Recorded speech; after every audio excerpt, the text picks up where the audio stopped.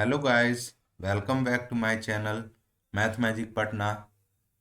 तो जैसा कि मैं आप लोग के बीच vocab का डेली प्रैक्टिस सेट लेकर आता हूँ। आज ये हम लोग का तीसरा दिन है।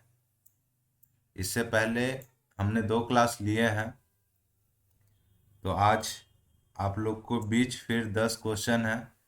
आप लोग को इस 10 क्वेश्चन में देखना है कि आप लोग का कितना सही हुआ। और जैसा कि मैंने आप लोग को बोला है कि शाम में 6 बजे हम लोग का क्लास रहता है। तो इससे पहले जो पहले वाला जो क्लास है उसका रिवीजन करके आने के लिए, तो आप लोग ने रिवीजन कर लिया होगा। और इस क्लास का एक शॉर्ट डायरी भी मैंने आप लोग को बनाने के लिए बोला है, जो कि आपको एग्जाम से पहले एक बार रैपिड रिवीजन में काम देगा। तो इसका भी शॉर्ट डायरी आप लोग बना रहे होंगे। तो चलिए आज की क्लास का स्टार्ट करते हैं।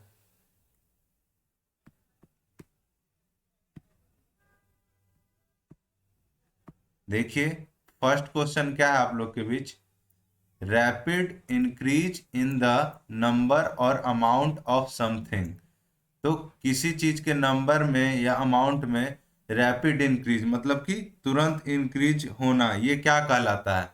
तो इसका आंसर आप लोग कमेंट बॉक्स में कमेंट कीजिए जल्दी जल्दी। तो देखिए, इसका सही आंसर है ऑप्शन ए, प्रोलीफरेशन। इसका सही आंसर क्या है? Option A, proliferation. वहीं देख लीजिए नेक्स्ट ऑप्शन क्या है, प्रमोशन। तो प्रमोशन आप लोग को पता ही होगा, किसी भी चीज का पदोन्नति, कोई किसी पद पर है और उसको उससे उन्नति हो रही, मतलब उससे ऊपर का पद मिल गया, यानी कि उसको क्या हो गया, प्रमोशन हो गया। तो प्रमोशन का हिंदी क्या होता है? पदोन्नति। वहीं देख लीजिए प्रोपेंसिटी है। तो प्रोपेंसिटी क्या होता है? जो कि एक हैबिट होता है, a habit of behaving particular way, मतलब एक एक चीज के लिए आदी हो जाना, हैबिचुअल हो जाना, वो हम लोग क्या कहते हैं? प्रोपेंसिटी। वहीं क्या है, ऑप्शन डी पॉसिटी है। पॉसिटी का मतलब होता है टू लिटिल, मतलब बहुत कम, थोड़ा सा। तो इसे आप लोग डायरी में नोट कर लीजिए, ये चारों वर्ड चारों एग्जाम के लिए वीवीआई क्वेश्चन है। देखिए नेक्स्ट क्वेश्चन क्या है, लिविंग इन एयर। इसका आंसर कमेंट बॉक्स में कमेंट कीजिए। देखिए क्या है, लिविंग इन एयर। तो लिविंग इन एयर का OWS हो जाएगा आपका एरियल। लिविंग इन एयर मतलब होता है कि हवा में रहने वाला। तो हवा में रहने वाले को हम लोग क्या कहते हैं? एरियल कहते हैं। वहीं देख लीजिए इसका अगला ऑप्शन क्या है, हेवेनली। तो हेवेनली का मतलब क्या होता है? वंडरफुल, मतलब कि भव्य। हेवेनली का हिंदी स्वर्ग भी लिया जाता है कहीं कहीं।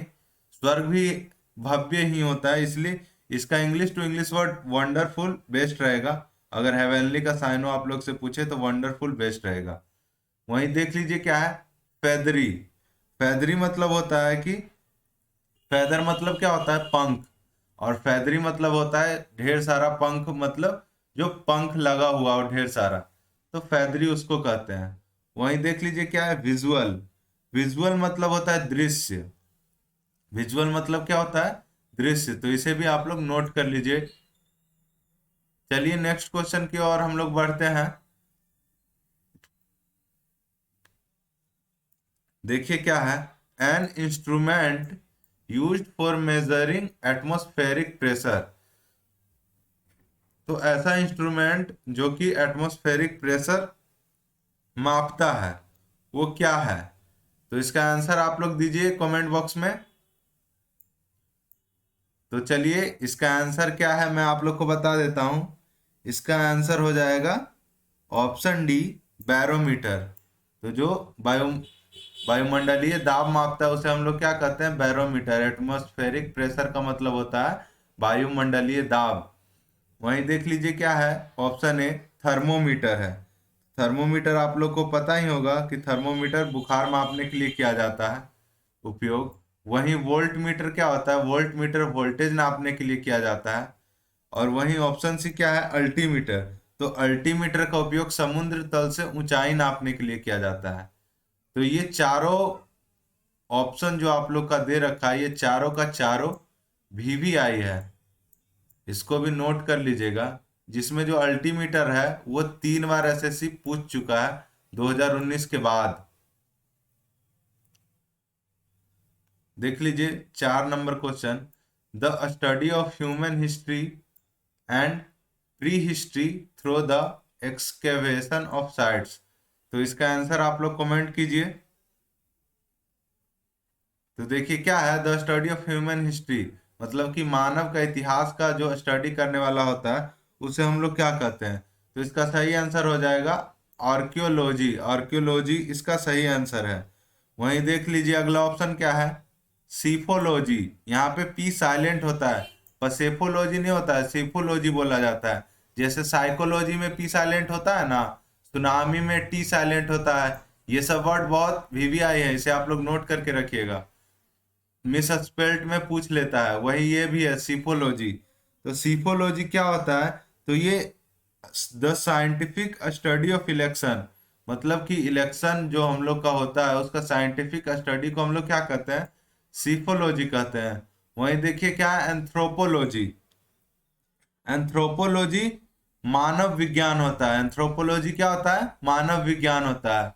और वहीं जियोलॉजी, जियोलॉजी जो होता है भू विज्ञान होता है, स्टडी ऑफ रॉक सॉइल्स ये सब। तो इसे भी आप लोग नोट कर लीजिए। चलिए नेक्स्ट क्वेश्चन की ओर हम लोग बढ़ते हैं। 5वां नंबर क्वेश्चन देखिए क्या है आप लोग के बीच, a person who can speak only 2 languages, जो कि सिर्फ 2 लैंग्वेज ही बोल सकता है, उसे हम लोग क्या कहते हैं। तो इसका आंसर आप लोग कमेंट कीजिए जल्दी जल्दी। तो जो 2 लैंग्वेज बोलता है उसे हम लोग बायलिंगुअल कहते हैं। और वहीं देख लीजिए फर्स्ट ऑप्शन क्या है, मोनोलिंगुअल। मोनोलिंगुअल जो 1 लैंग्वेज बोलता है उसे हम लोग मोनोलिंगुअल कहते हैं। बायलिंगुअल जो 2 लैंग्वेज बोलता है। मल्टीलिंगुअल जो बहुत सारे लैंग्वेज बोलता है। तो ये तीनों ऑप्शन लैंग्वेज से ही रिलेटेड है।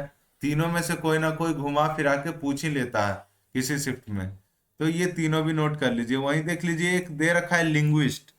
तो लिंग्विस्ट क्या होता है, तो जो भाषा का ज्ञानी होता है, जिसे भाषा का ज्ञान हो किसी भी भाषा का, उसे हम लोग लिंग्विस्ट बोलते हैं। जैसे किसी को हिंदी भाषा का पूरा ज्ञान है तो उसे हम लोग हिंदी का लिंग्विस्ट बोल सकते हैं।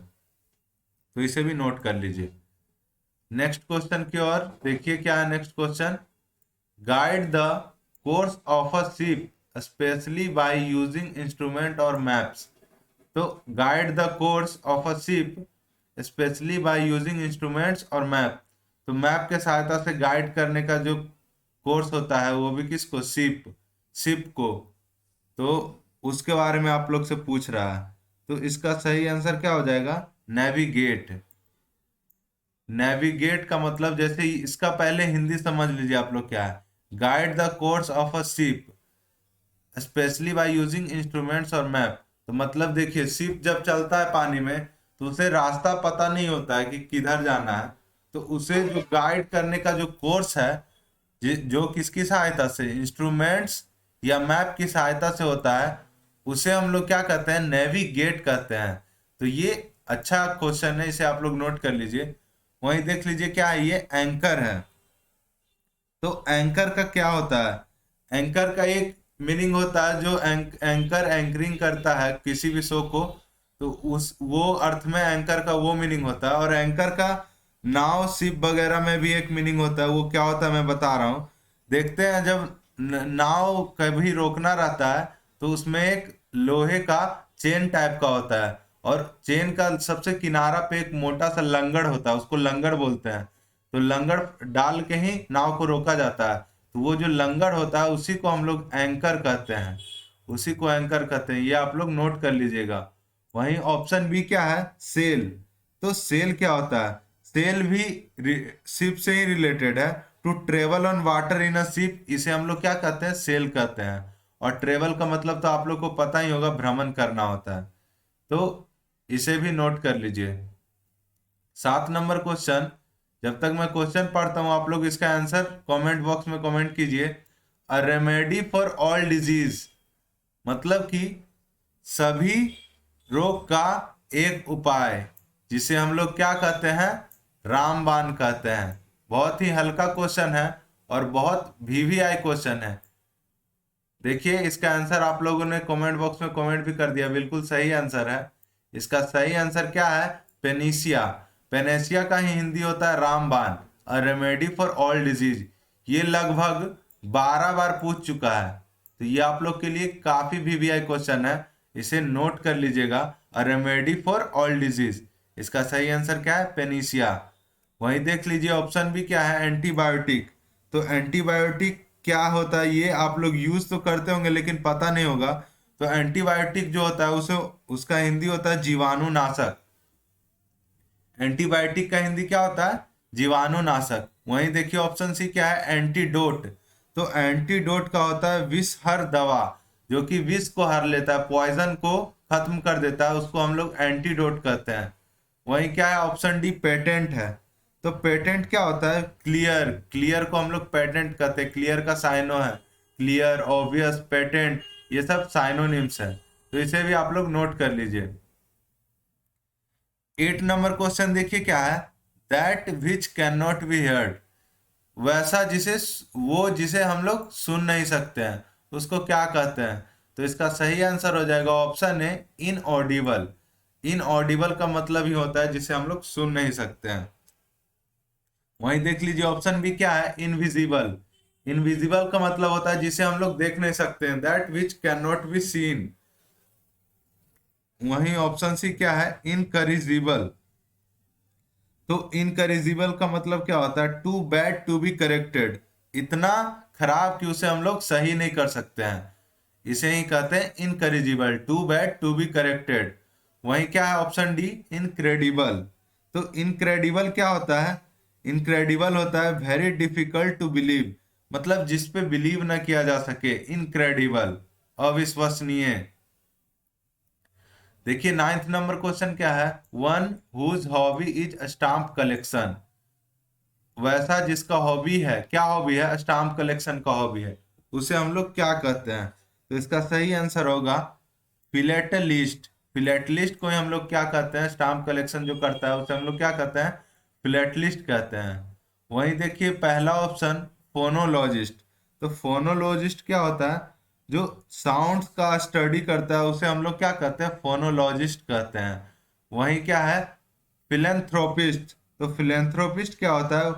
वैसा जो गरीबों की मदद करता है, वह या फिर जो किसी का जरूरतमंद का जरूरत में मदद करता है, उसे हम लोग क्या कहते हैं?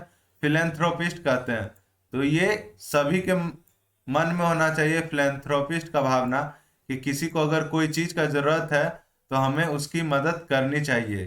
तो ये आप लोग को करना चाहिए। देखिए ऑप्शन ऑप्शन डी क्या दे रखा है? ऑप्शन डी है पैनीजायरिस्ट। पैनीजायरिस्ट क्या होता है? आप लोग बताइए कमेंट में, जल्दी बताइए।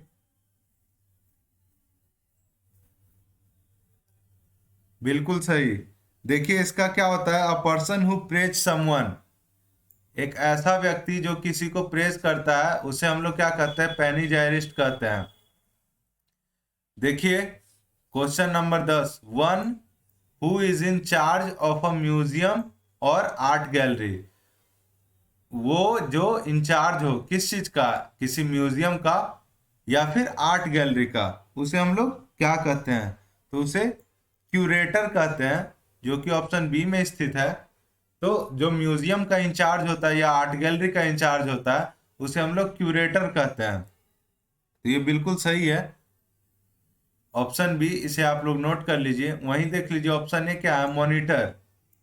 तो मॉनिटर का आप लोग पता ही होगा मॉनिटर क्या होता है। एक मॉनिटर होता है जो क्लास मॉनिटर होता है, जो क्लास में मैम लोग या सर लोग किसी को बना देते हैं मॉनिटर, जो कि टीचर्स की अनुपस्थिति में गाइड करता है, तो वो एक मॉनिटर हो गया। और एक मॉनिटर होता है कंप्यूटर में, जो हम लोग को स्क्रीन शो करता है, उसे हम लोग भी क्या कहते हैं? मॉनिटर ही कहते हैं। तो मॉनिटर का मतलब मैंने आप लोग को बता दिया।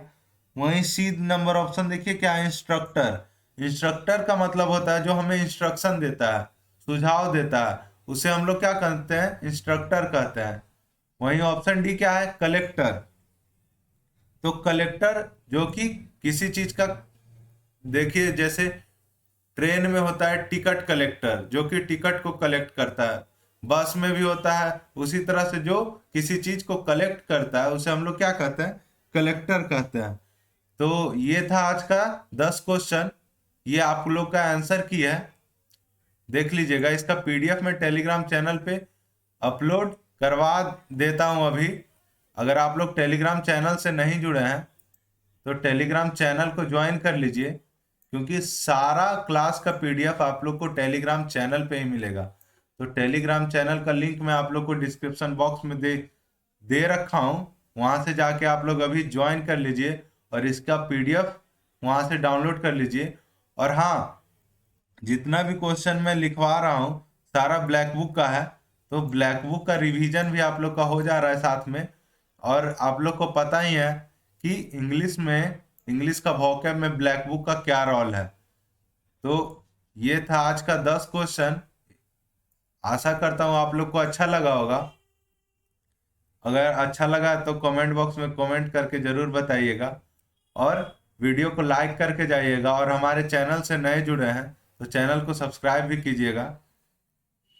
तो यही था आज के वीडियो में, मिलते हैं नेक्स्ट वीडियो में, तब तक के लिए बाय बाय, टेक केयर, जय हिंद।